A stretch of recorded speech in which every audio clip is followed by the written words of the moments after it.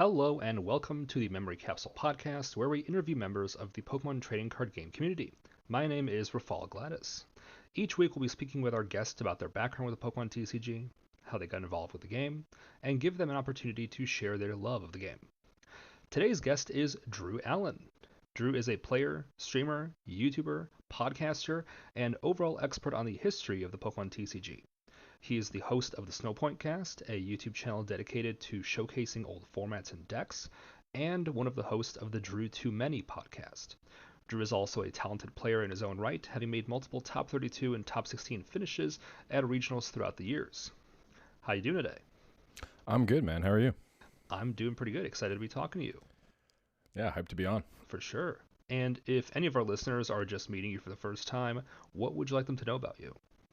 You touched on a lot of it, but I think the only thing you missed is I also am a Worlds level player. I got my invite in 2016 as well as 2018. Gotcha. Sorry about that. I'm just going off of Hey, no, it's all good. Yeah, I totally get it. Could you tell us a little bit about how you got involved with the Pokemon TCG? Yeah. So I started playing Pokemon around like 2013, just really casually. A group of friends had just started playing it with just unlimited cards, not any format or anything. And I thought it was just really fun and cool. And so I had an unlimited deck that I took to a league because I was like looking around to see if there's any place to go play, and I kind of discovered Pokemon leagues. So I went with my awful Kingdra Garchomp deck and got obliterated by, it was like 2013. So I don't know. I think I got bopped by like Excelgor, Gothitelle, stuff like that. But yeah, and then that kind of transitioned me into my like league scene. I kind of started hearing about tournaments, and I was like, well, if I can go to tournaments for this, I may as well start actually playing. And then from then on, I think that was like early 2013 that I had started, and then ever since it's kind of just been hooked. As you also know, the game's it's a pretty fun game. Yeah, I'm a pretty big fan. Hopefully all of us are. Now I'm going to ask you just a simple question that I have asked all of our guests. What is your favorite card of all time? Okay, so I've heard a decent number of your pods, and I think that like it's cool that there's favorite cards, but like I think this one trumps almost all of the ones that I've heard so far. All right. And I think it's Power Spray, because Ooh.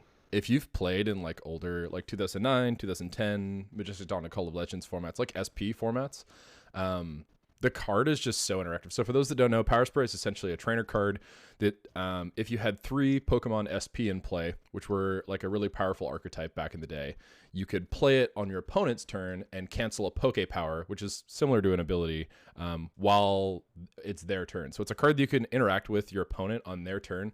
And it just changed the entire dynamic of the game because, you know, like as soon as you had 3 Pokemon SP on the board, your opponent had to think, well, does he have a Power Spray or does he not have a Power Spray? There's also another card, Cyrus Conspiracy. Cyrus Conspiracy. Is that the one that search? Oh, I don't know. It's like the one that's search a trainer. I think it's Cyrus Conspiracy, but it's essentially search for like SP to SP item, which Power Spray was a supporter card and an energy. So you could also like bait your opponents into like, you know, if they have a really integral part of their strategy and you have a Cyrus Conspiracy, you can play it, not grab a Power Spray, and then they have to think, well, maybe he has a Power Spray in his hand already, or you can grab one outright and then kind of just play around with that. Does he have 1? Does he have 2? Kind of thing. And there's just a lot of like baiting around abilities. You would try to use abilities that you would maybe not necessarily need to use in an effort to like draw out Power Sprays so that when you need to actually use an ability, that ability doesn't get sprayed. So it just had a lot of really fun interactions. So I'd probably say Power Spray is my favorite card. Oh, that's really interesting. So kind of like the sequence in which you play your supporter, like kind of your supporting Pokemon would matter a lot. Yeah, exactly. In the format, Cyrus Conspiracy is the name of supporter, but in the format, there's like a lot of broken Poke Power Pokemon. There's an Uxie that when you bench it, you get to draw till you have 7 cards in your hand. So that was a very common Power Spray target because you obviously want to stop your opponent from drawing cards. But there's a lot of like other really good powers like Luxray GL's Bright Look, which is essentially a boss's order as an ability. Crobat GL, which is a Zigzagoon ping and an ability, just drops a damage counter. Other abilities that like moved energy around. So it was a very intricate format of knowing, like it was very skill based because you had to know which power your opponent actually needed to use that turn and hold your Power Spray for that. Because like Uxie baiting a Power Spray is a very common bait. You know, like I'll drop this Uxie, I'll draw 4 cards, but secretly I have a Crobat in my hand that I really need to, damage ping something to get a knockout this turn. But if they power spray the Uxie first, then I just get to use the Crobat, and then not have to worry about the power spray for the Crobat kind of thing. Gotcha. So I like that we're already kind of getting into the into the depths of all these old format stuff. Yeah. I'm gonna pull us a little bit more to the Totally, present yeah. just for a little bit. I do want to kind of jump back to your history as a player and just kind of ask you. You said that you kind of got into playing around 2013, started going to leagues, working on becoming a more skilled deck builder.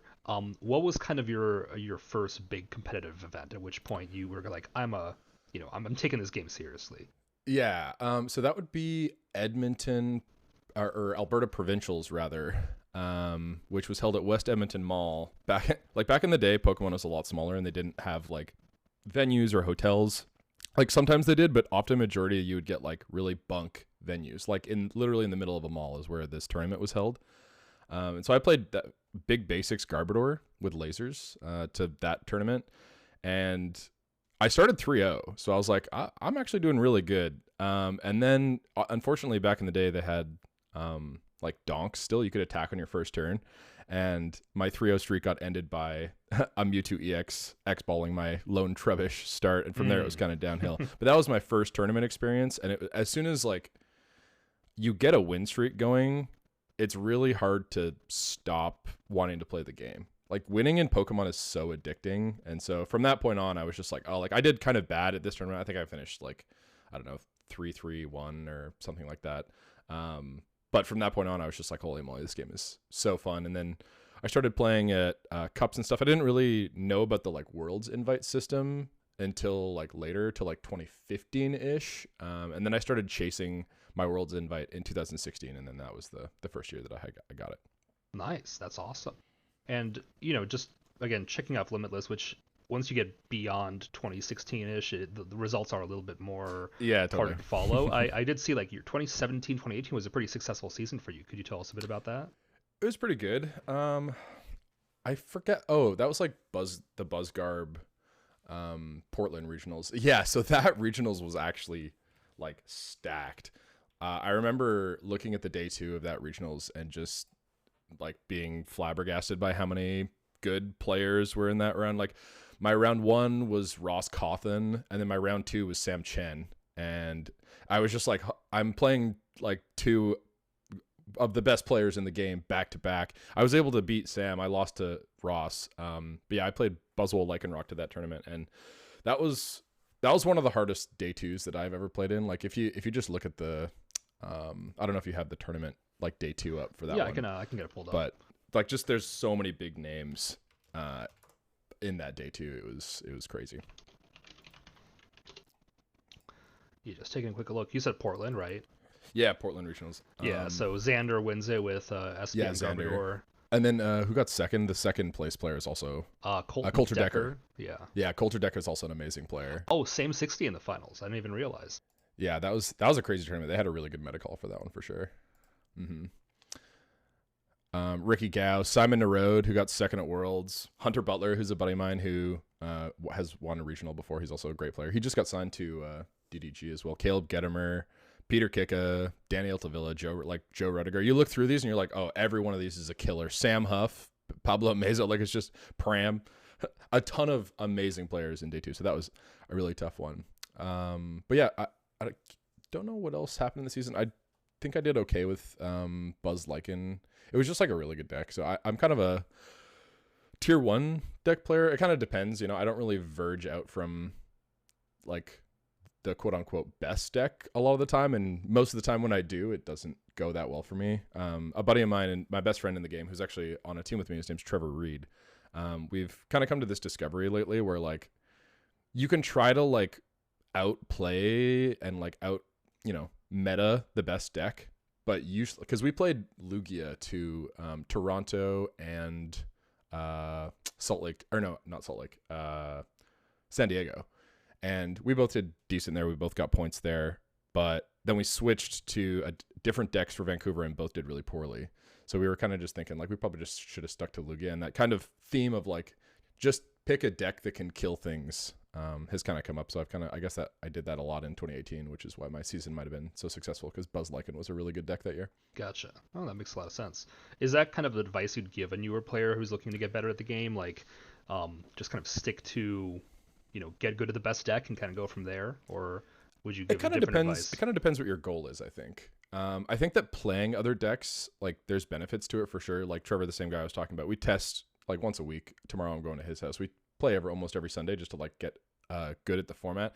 And I think part of understanding a metagame is being able to play the other decks that you're playing against, so that when you're playing against them with a different deck, you can say, oh, I've already played this deck, so I know what its goals are, and so I can kind of figure out how to like counter those goals. But in terms of like practice time, if you're new at the game and like want to find success, I think picking a tier 1 deck and then being like, I'm just going to play this, play 100 games with this deck and have practice with this deck, know my matchups, and then pick a really solid list. That's the other thing, obviously, that's really good. You need to pick a list that's adapted to a meta.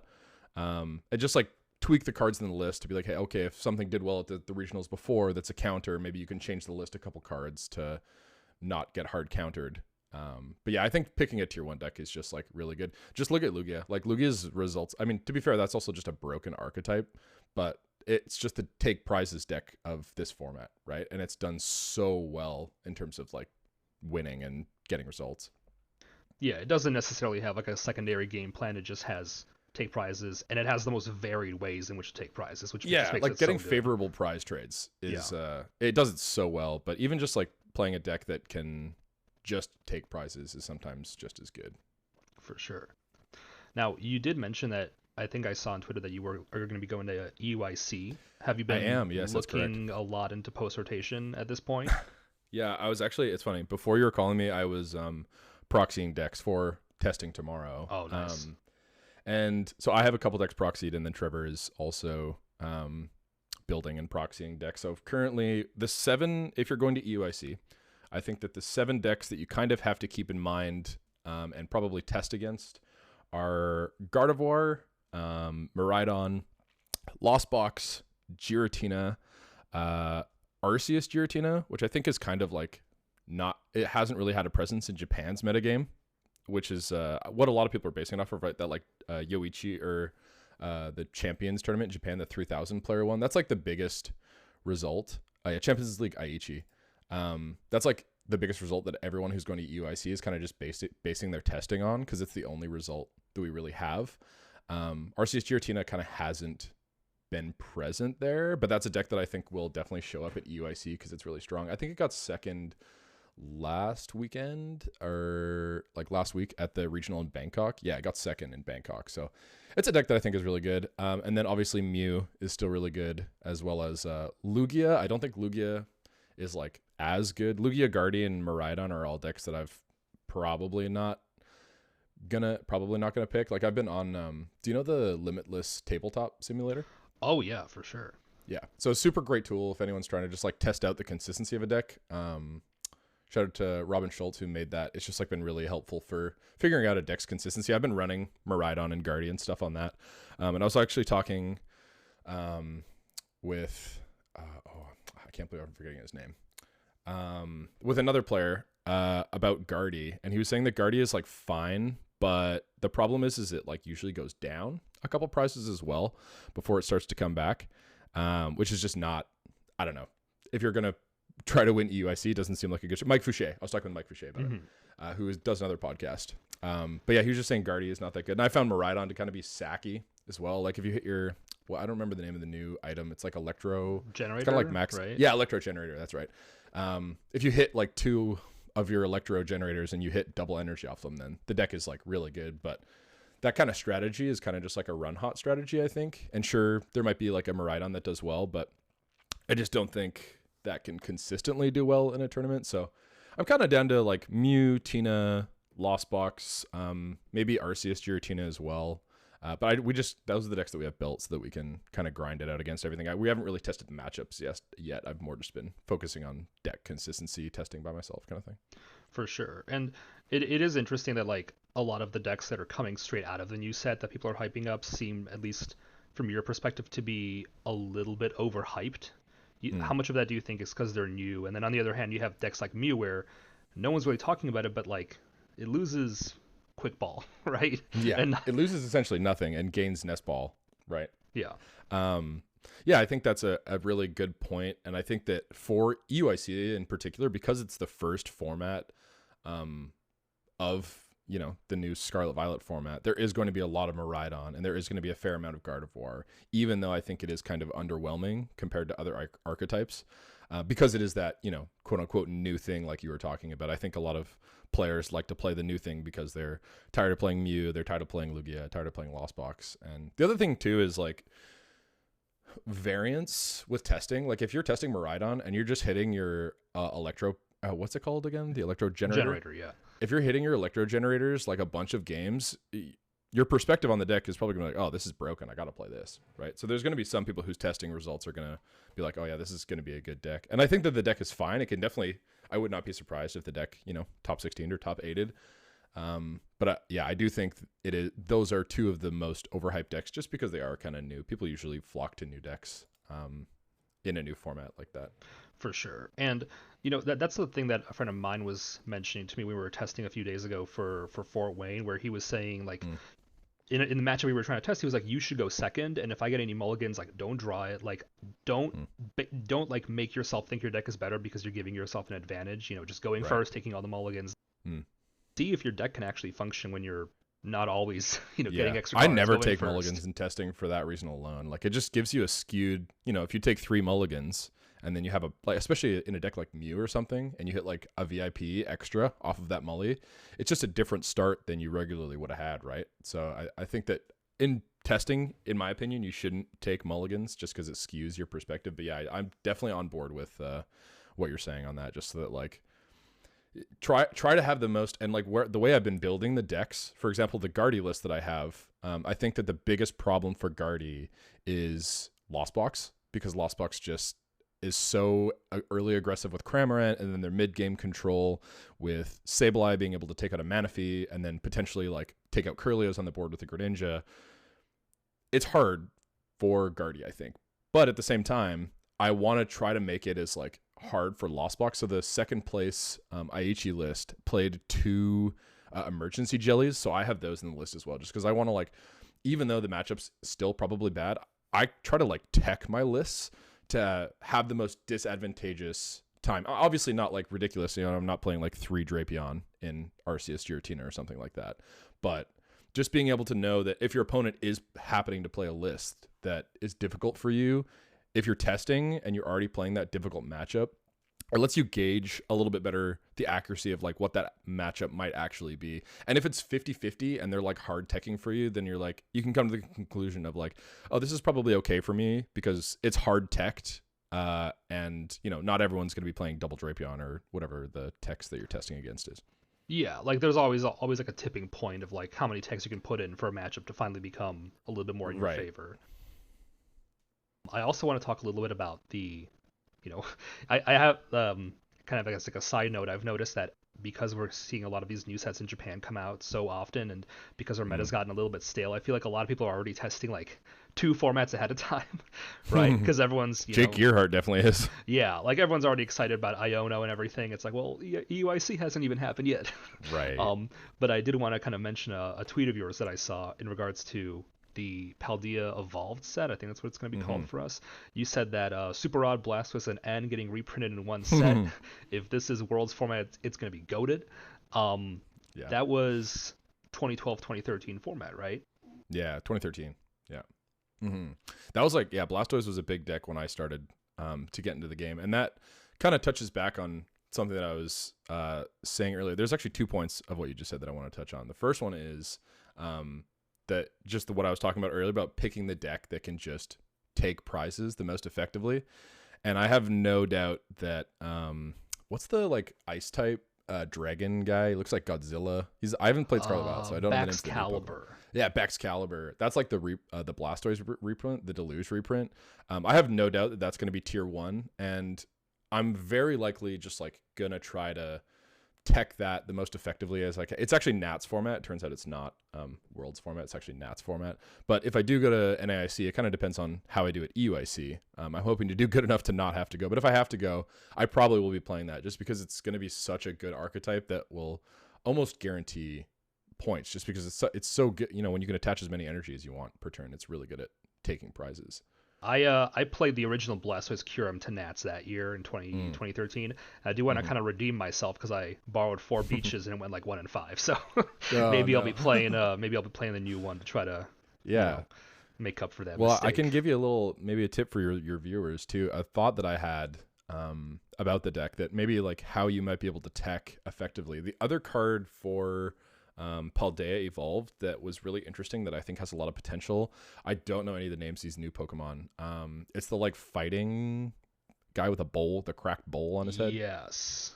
I will have to look it up.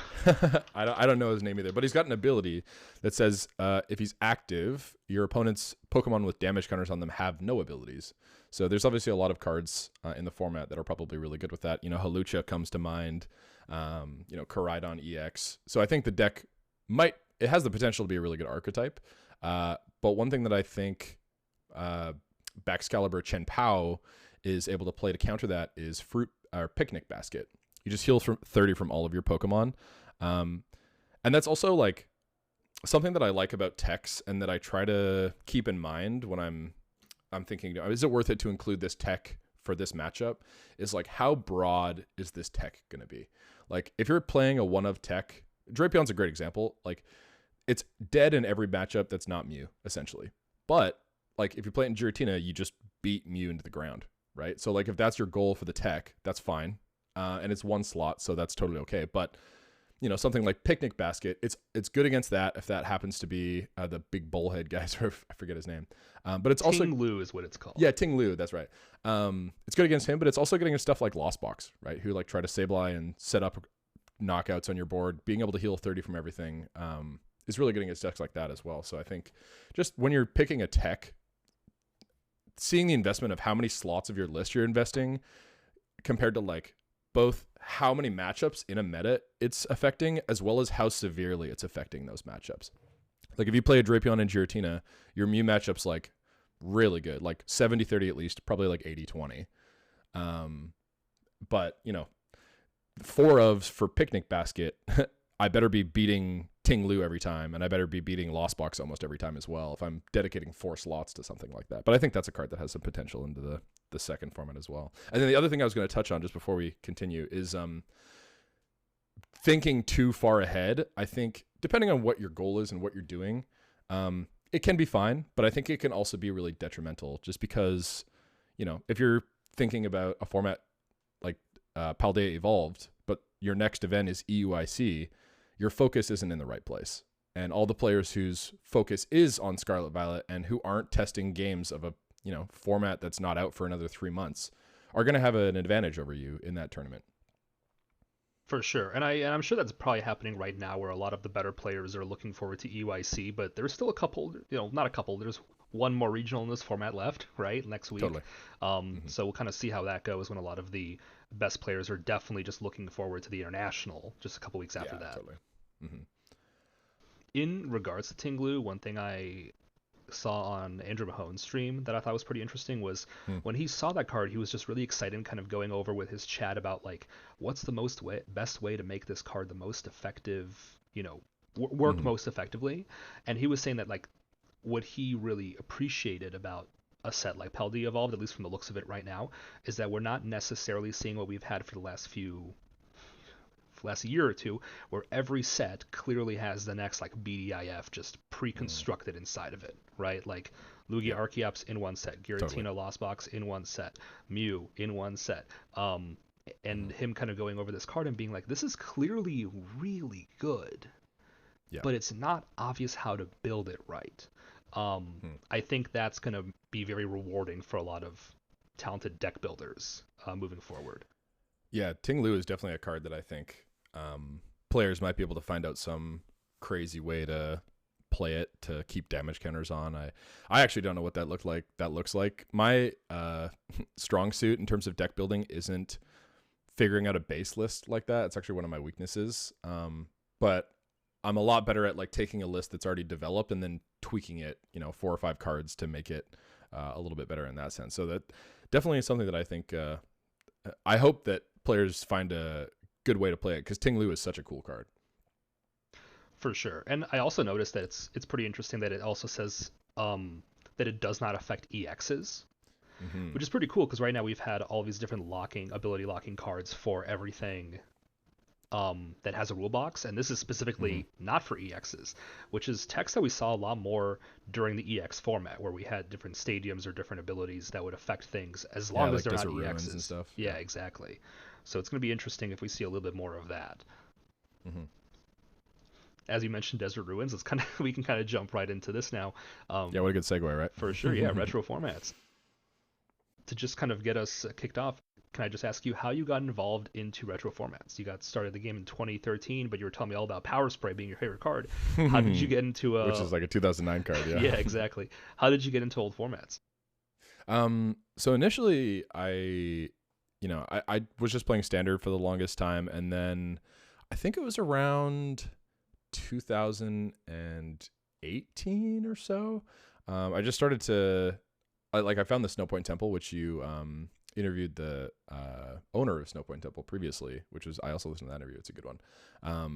But I just kind of got into that, and I was like, oh, some of these cards look really cool. And obviously, like I've been collecting Pokemon cards since I was a kid, so I knew about a lot of these cards. Like I had a Dark Tyranitar, the one with sand damage, and I had like a fair amount of the cards that I was like, oh, I could just start like slowly building these decks. The cards at the time weren't that expensive, but I was also still, I I'm not super rich or anything, so I had to proxy a lot of my 2006 decks initially, and then kind of fill them out as I got them. They're pretty much built now, but that was the first deck that or rather, format that I started with was 2006, which is a pretty fun format. It's a little bit slower, which is nice. You have more than 4 turns in a game when you're not killing V Pokemon for 2. You're kind of just using Jirachi, Stellar Wish to, look at the top 5 cards of your deck, pick one, and then just pass your turn, falls asleep. You do that for like 3 turns before the game actually starts. So, I don't know. That was the first format that I started with, was 2006, and I really liked it. And then from there, I kind of just started diving in. JP, Jonathan Perenata, who's a buddy of mine from the Pacific Northwest, he also started to get into it at the same time. So we started kind of just talking about, lists and what formats were fun and stuff. So I think it went from 2006 to, what was the next format that I built? Honestly, I had only 2006 for the longest time. And then in 2019, when the pandemic hit, I found myself with a lot of time. I used to work as a server. So I lost my gig at that point. And I was like, well, I'm on unemployment right now. I'm just going to rock this for, a month or two. And I'm just going to build a bunch of old decks and I moved in with Trevor as well, my best friend. And he obviously loves playing the game. So we just played a bunch of games. And I think I was uploading, I was trying to get like a video a day out during COVID. And for a while I stuck to that. But it was a really hard benchmark to hit. So I kind of slowed down. But initially I was just like pumping out tons and tons of videos. And that's kind of, at that point I was like, well, I already have, videos for X format. I may as well build another format, and then we'll play some of that. And that's kind of how I started to build my collection. I have 65-ish old format decks built now from a lot of formats. If you want to take a look at those, you can check them out. It's on my I have them on a Google Drive, pinned to my Twitter at Drugong _Allen, Allen. But yeah, you can see all the decks that I have there. Or obviously check out the Snowpoint Cast for a majority of them as well. For sure, yeah, and I'm sure in the description for the episode, I'll put in a link to your Twitter, Snowpoint Cast, anything, any resources that people should have to, be able to follow you and all your stuff. Now, when you're talking about like kind of getting into these old formats, what resources were you using to kind of get invested in them? Like, how did you become an expert in something like 2006, where the cards are hard to come by, lists are harder to come by, not a lot of people are playing it? How did you get into that? Especially back in the day, yeah, totally. It was really hard to come across resources. Like again, JP was one of those big resources. Talking to people used to be the way back in the day. And Snowpoint Temple has been a thing for a while. That was another big resource that I would talk to people and be like, hey, this list, is it okay? Does it maybe need some improvements? As well as playing. Like when you play matchups and stuff, you kind of learn, what decks and what cards in what decks are good and useful and which are not so useful. And so I kind of just started modifying my lists as I played them. And as well as I had a like decent pool of people who I could talk to who had also just been growing knowledge in the game as well, like at the same time. Like JP started at the same time as me, and we kind of just both got into old format together, and he was a big resource that I would bounce ideas off of and kind of build lists from there. Gotcha. So what would you say is kind of your favorite retro format to play? Would that be 2009 then? That is a really good question. Let me actually pop open the Snowpoint Cast to figure that out. It's probably Majestic Dawn to Call of Legends. So I'll just give your viewers a little bit of a history lesson here. So in 2011, there was a like obvious rotation the year before, but a card came out and a rule change happened with the black-white era that affected a particular card to the point where it was broken and not fun. So Sableye Stormfront has an ability, or a Pokebody rather, called Overeager. If you start Sableye, you could ignore the coin flip and go first. And then it also has an attack, which I don't fully remember the name of the attack, to be honest. But it just like, I think it was like, it does 10, overconfident. So if for 1 dark, it does 10. And then if the opponent's active has less HP than Sableye, then it does like an additional 40 damage or something like that. So you can do like 50 for 1. It doesn't do an additional 40, it does an additional 30. So it did 40 for 1. Add a special dark, it's doing 50 for 1. And then cards like Crobat existed. So there was decks called Sabeldonk. So you could just like essentially start a Sableye. If your opponent started a single prizer, because you could attack on the first turn, you just immediately get to go first. You know, you hit your opponent. Let's say they started, a 60 HP Pokemon. If you hit them with a single Sableye or a single Crobat ping, drop a damage counter on them, they're at 50 HP, attach a special dark, and then you overconfident for 50 and win the game. So with cards like Uxie that just let you draw a ton of cards, and Poketurn that let you reuse Crobats, it was just a really toxic format where it was a coin flip of, am I going first with my Sableye or are you going first with yours? Because we both started a Sableye, so we actually have to coin flip. And so Pokemon understood that, and they were like, well, we're not going to have this be our Worlds format because Worlds was coming up. So they had a mid-season rotation, and they rotated up to Heart Gold, Soul Silver to Black and White for Worlds. But the format just before that, Majestic Dawn to Call of Legends. So Call of Legends is the format, or the set rather, just before Black and White, is one of my favorites because it has all of the fun parts of SP. You still have Power Spray, you have Dialga Chomp, you have Lux Chomp. But I think that, so 2010 is one of the formats that like a lot of people love and go back to. I don't know if you played 2010, but it's a pretty fun one. I haven't. I got into the game right after that midseason rotation, so I just remember seeing that people were selling all of their Lux Chomp cards for a ton of money. It was very expensive to build right after it got rotated. So 2010 is like a notoriously famous, argued goated format because it's really fun. It has all the SP tools. Gardevoir is a really powerful deck, and there's like probably 30 plus archetypes that are okay or playable in that format. But I think Gardevoir, Secret Wonders kind of puts a hinder on 2010. It's just like broken. For a Psychic and a double colorless energy does 60 and then locks your opponent's Pokemon powers. And then Telepass is an ability that it's a power that it has. You can search your opponent's discard pile for a supporter card and use it.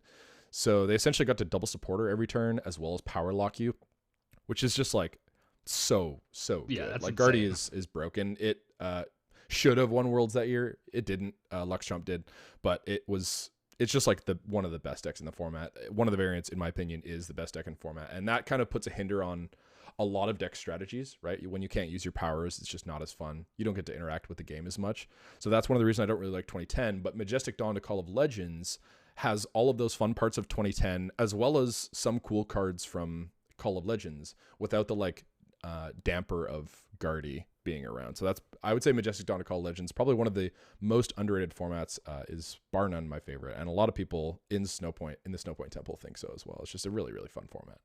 And I think just last week, so when I was talking to Sable, they were saying the same thing, that kind of mid-season format that unfortunately never got, like a Worlds, Worlds decks or anything like that, was one of their favorites. It's so fun.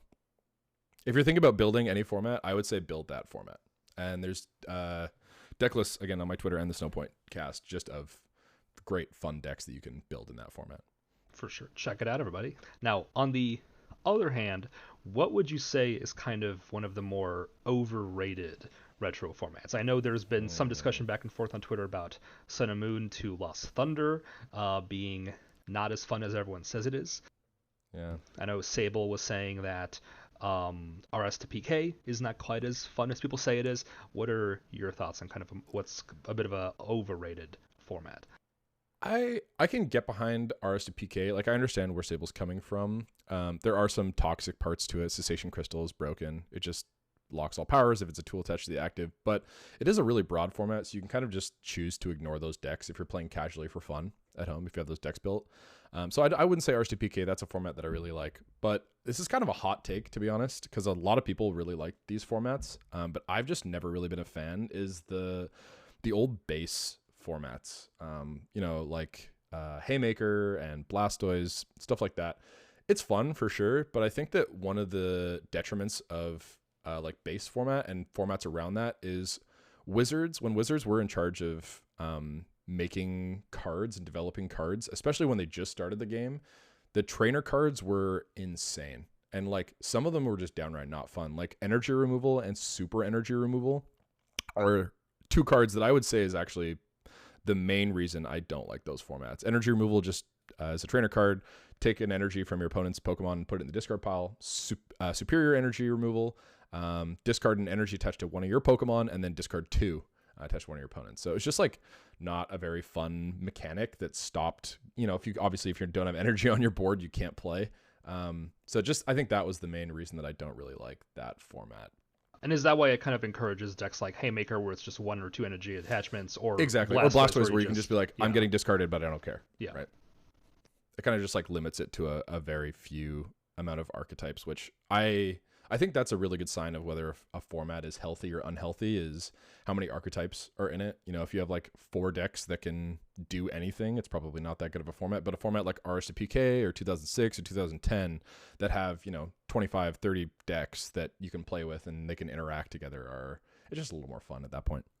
For sure. And, even sometimes like I'll be looking at some of the archive websites of old decks and lists, and they'll list like 20, 30 different decks that are technically part of that format, but it's like, how many of them were actually viable and competitive? Not 30. Yeah. Yeah. Of those, that's a good point for sure. Like, of those formats, I think there's maybe, less than 5 that I would call tier 1 for sure. But that's kind of the fun of the older formats, is especially if you're just building them to play with friends at home, you can just build like, the tier 2 decks. 2006 is a great example of that. When I built 2006 initially, some of the first decks that I had built were Queendom, Dragtrode, Ludicargo, and Rocklock. And those are all like tier 2 decks. They're not really good decks. Ludicolo is probably a tier 3 deck. But since they're just like stage 2 decks and they are of relatively equal power, they're really fun to play against one another, because, it comes down to skill-based decisions as well as like, interacting with your opponent's stage 2s with your stage 2s. And when you're doing that, the game is just, it's a little bit longer, it's a little bit healthier. So that's one of the nice parts about old format, is you can kind of just ignore the like broken S tier decks if you'd like to. If you're going to a tournament, probably don't do that. But if you're at home and you built RS to PK and you have Railer and your opponent, like your buddy who's never played old format, you give him another deck, he's obviously going to have a really bad time. Railer is just like a broken deck from RS to PK. It's probably the best deck in RS to PK. So just being able to choose and pick which decks you want to play in an old format is kind of the advantage of those formats not being tournaments anymore. Gotcha. That makes a lot of sense. And kind of in general, what are some of your favorite retro decks just throughout all of the ones you've played? That's another good question. Number 1 would have to be Dialga Chomp. During COVID, I don't run this anymore, and it's not really a thing anymore, but I was running the Snowpoint circuit, which was essentially like a tournament circuit in a Discord. We had lots of good players, like Piper used to play in them all the time. Piper Lapine, who won Toronto, and Noah Sakajin, who's another great player. And we would just go play old format. And every single time that I played with Dialga Chomp, I would learn something. I would either have misplayed or, could have done something better. And I think the skill ceiling for Dialga Chomp is probably one of the highest of all time. So I would probably put that at number 1. But other decks that I really like, the 2014 format is really fun. Like Big Basic Scarab, I'm biased because that's a deck that I started with and kind of played for a really long time. Is another one of my favorites. Big Basic Scarab is really fun. Plasma from that format is really fun.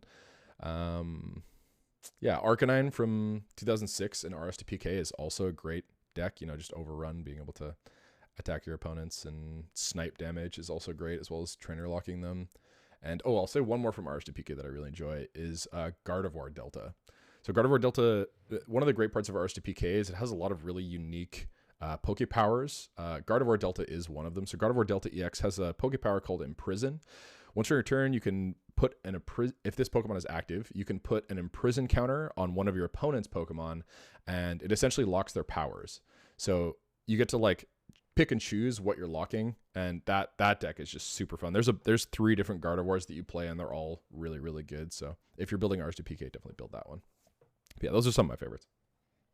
Now, going a little bit more specific than just decks, do you have any, well, I guess we've already asked you kind of your favorite cards of all time, but in terms of cards that you think would be maybe healthy reprints, good reprints to bring back to our game. Exactly. We see Iono, we were talking about that earlier. Exactly. We see Iono, a lot of old favorites returning by the end of the year. Is there any other cards in the history of the game that you think would be kind of a smart decision to bring back? Would Power Spray be something like that? I don't know how it would quite interact if they'd have to bring back a new archetype. Power Spray would be pretty different because, it's pretty particular to SP Pokemon, and I don't think they could bring back SP Pokemon with the EX. As soon as they kind of went to EXs in 2012, they kind of locked themselves into, we're sticking with 2 prize Pokemon basics that are going to be strong.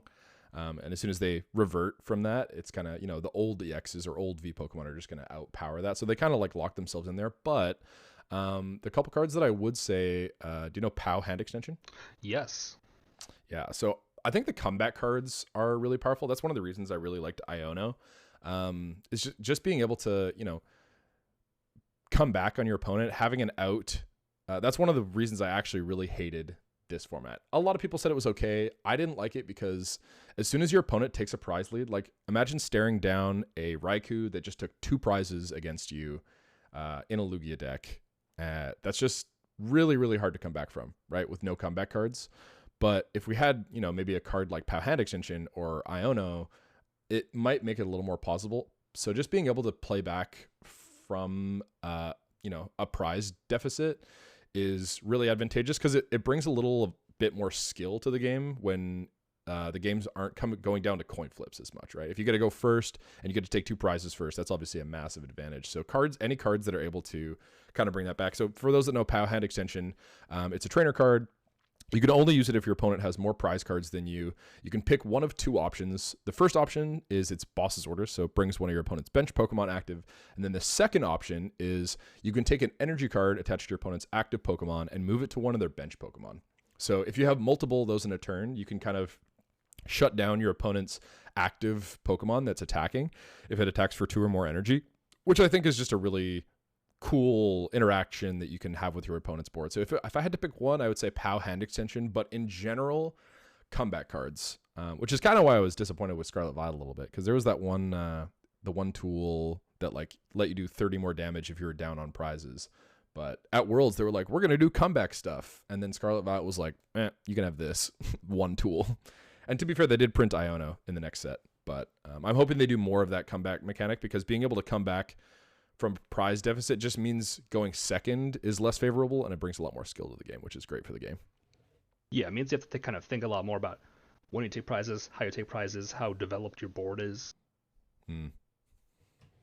Again, to kind of flip the other side of the coin, what's a card that has been really popular throughout history that you never really want to see reprinted? I think a common one I've seen mentioned by people is maybe DCE. Well, it seems, definitely probably the best Pokemon card ever, DCE. It's just like very, very good. 2 energy for 1 attach is really good. And I think they have it figured out.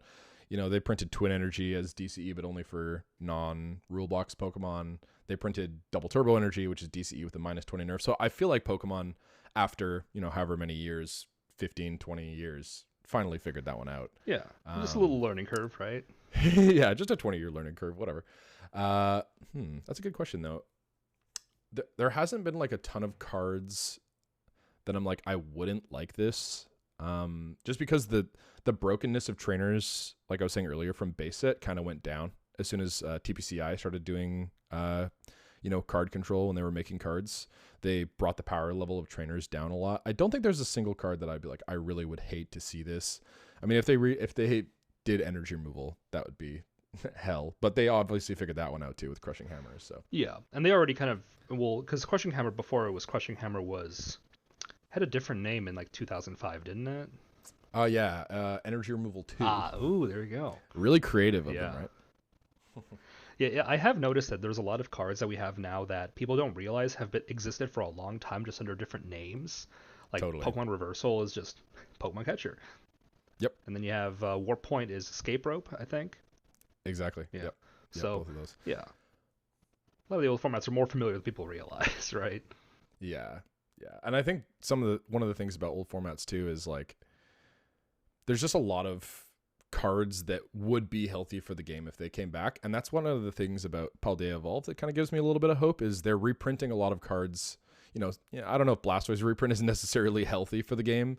But like the N reprint in Iono, which is like way better than N in a lot of ways. Like I think Iono is a lot more skill based than N because, for N, you had to, because you shuffled back into your deck, it was just always thinning. Like it was just like, oh, I don't want these cards because I might draw into them off of N. But I think Iono is it's going to be a card that's really healthy for the game because it's a lot more skill based, right? Like let's say you're playing a Lost Box deck and you have an Iono and you're like, well, I could Comfey this turn, but if I'm paying attention a lot and I know that there's a boss in my deck, I might just hold off on this Comfey in case I get Iono'd. Because if you Comfey into the boss, obviously you're going to take it if it's a win condition for you, but then it goes to the bottom of your deck. Right. So just kind of a skill-based interaction that you can have is like being conservative with how deep you dig and just, situationally you do different things. Situationally, you want to find stuff if you have a really small hand size and a really small deck size. So I just think Iono is a great card that brings a lot of skill to the game. And I'm really glad that they decided to reprint N in a certain way. Yeah. For sure. And, it's time for everyone to just buy all their switching cups now, just ahead of time, right? What's so funny is Andrew Zavala, who's the other Drew on the Drew Too Many pod, he said the same thing. He's like, yeah, switching cup's going to be broken now. And I'm like, no, Andrew, it is not. We're losing a Ranguru, right? What else are you going to do? We are, unfortunately. Rest in peace to the monkey. Is one of my favorite cards from this set. Or this format, rather. Yeah, and I definitely see, like, I have hope with the design decisions that they're doing stuff that bringing back some of the old favorites that were really, really strong, but just giving them like a bit of a tweak or a bit of a nerf that makes them a bit more reasonable, like DTE instead of DCE. Like Arceus doing 200 by default would be just kind of ridiculous because you just slap a choice belt and it knocks out anything. Totally. I don't know if you saw there's like a Fortress EX that's going to come out. I did see that. Yeah, and we've had, for those who don't know, it knocks itself out, gives your opponent 2 prizes, and you search your deck for 5 grass energy and put it anywhere on your board. And we've had electrodes that do that get any energy from your discard, any energy from your deck, and it's grass energy now, which is the same ability but a little bit more restricted, so we're not doing ridiculous stuff with it. I mean, it's also a lot better. Like Electrode EX only got energy cards. It was any energy card, which is the really powerful part about it because Scramble Energy was in that format. But the getting any grass, like 6 grass from deck is like, not only is that really good, but also like forcing your opponent into a prize deficit can be crazy too. Like imagine your opponent is at 4 prizes and you're at 4 prizes, and then you go blow a fortress, they take 2, and then you Iona them down to 2 and take 2 prizes. Like that seems like a really hard position to come back from. So I think that Electrode EX, just more about prize control. I think that's just also really healthy for the game because like you were saying earlier, just if your opponent just starts aggroing you and starts taking prizes, there's not just nothing you can do. You kind of have options. Yeah, there's a lot of, we just keep talking about like a lot of throwbacks, a lot of cool stuff coming out that people are pretty excited about. Yeah, the game seems like it's headed in a really healthy direction, I think. I'm excited for the EX format's future. Definitely.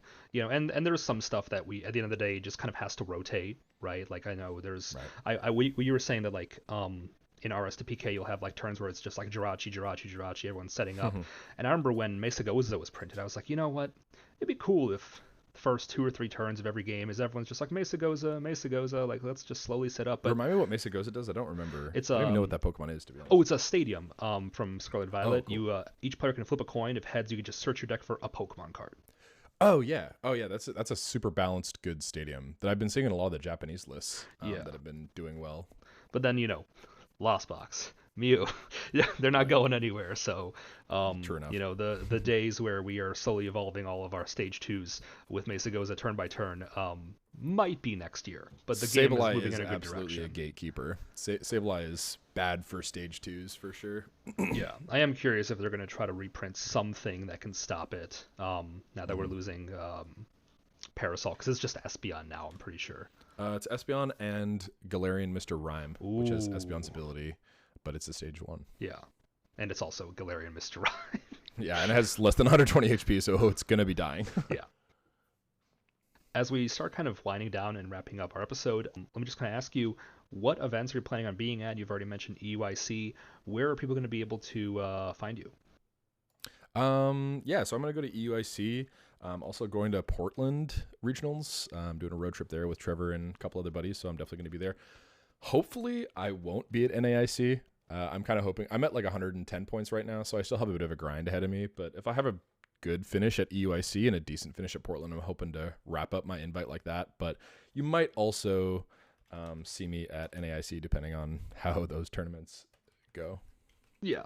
I hope I can meet you, but I hope you're not pressured to have to go there because of points. Yeah, I hope not either. But also, I've heard NAIC is like one of the most fun formats, fun tournaments of the year, rather. So I if I have to go, wouldn't be that bad. Other than the fact that it's in Ohio, which is just a whole other mess that we probably don't want to start talking about. One last thing before we finish up. You're pretty involved with doing all sorts of content now. You're on the Drew Too Many podcast. You have started a Snowpoint, the Snowpoint Cast. How did you get involved with making all of this content? What is your experience like with that kind of stuff? And how can someone get involved with that themselves if they're interested? So I will say that I am, even though I do have a lot of content outlets, I'm by far not the most, successful content creator out there, just because of, I think something that I realized when I was in the middle of COVID is like I was talking about, I knew the YouTube algorithm just really rewarded people who put out consistent content. So I was like, well, even though, I know old format is a niche that a lot of people aren't going to, flock to. They're like TCG is a niche in itself, and then old format is a niche within a niche. But I was like, I'm just going to put out a bunch of content, 5 days a week, and then hopefully the algorithm will like me. And it did. But I think that if you're starting content creation, just reflect on your goals, because my goal at the beginning that I didn't even realize was like, I just wanted to get video content of old format out there, because there wasn't really any video content of old format out there yet. And I was like, well, this is really cool. I really like almost all these formats, and I want other people to, be able to play them and like them as well. So my goal shouldn't have been like, oh, I'm going to put X content out by X date. But on the other hand, if, my goal was to become one of the biggest PokeTubers, then that's something that you would have to do that, right? Is put out consistent. I'm sure Andrew Mahone puts out, couple videos a week out. And that's one of the reasons why he has over 100 subs. So I think if you're going to get into content creation first, just reflect on what your goals are, like what you want to do with it, and then kind of go from there depending on what you want to do. For sure. And as someone who's, working on content himself, I do appreciate that, some guidance on that. Yeah. Your content's gas too. Honestly, like I think top Pokemon podcast right now, I'm biased. But I think Drew Too Many is up there because the boys are so funny. You guys are pretty good. But, I enjoy the big group. Thanks, man. But also I think your pod is up there too. It's like us and then Azul and Chip's pod. I think there's a couple other pods, like Lake of Rage is good as well. But I think that I think those, like, your podcast is really great. I really appreciate the content that you do as well. For sure. That's very flattering. I really appreciate it. Means a lot to me. Now, to give you one last chance, where can people find you in terms of social media, all your content? What should I be adding to the description of the episode? What's all the different places people can find you? So yeah, you hit most of them. On Twitter, you can find me at drugong_. Allen, Allen. And again, if you want to find deck lists, I have a Google Drive of every deck that I have built right now, current lists on there. So if you're thinking about building an old format, definitely check that out. You can find me at the Snowpoint Cast on YouTube. I also have videos, so I have deck profile videos of explaining of every card in a list if you're not sure what each card does, as well as some versus videos and even a few interviews myself. I talked with Pram, who got second at Worlds in 2010, and Sebastian Crema, who's a friend of mine, who also did really well in 2006 and 2009. And then as well, the Drew Too Many podcast, which is on Spotify, which comes out every other Wednesday. I do that as well. So you can check me out at all those places if you are so inclined. Awesome. Thank you so much. Thank you so much for joining me. Hey, man, thank you for having me on. This is really fun. For sure. Thank you so much for tuning in, and thank you to Drew for being so generous with his time. I hope you enjoyed our conversation. If you're interested in hearing more conversations like this one, please consider giving the podcast a follow, review, or rating wherever you're listening. If you want to follow us on social media, you can follow the podcast on Twitter at memcappodcast, or if you want to see me post about my own experiences, you can follow me on Twitter at rzgladys. Hope you have a great day, and thank you for listening.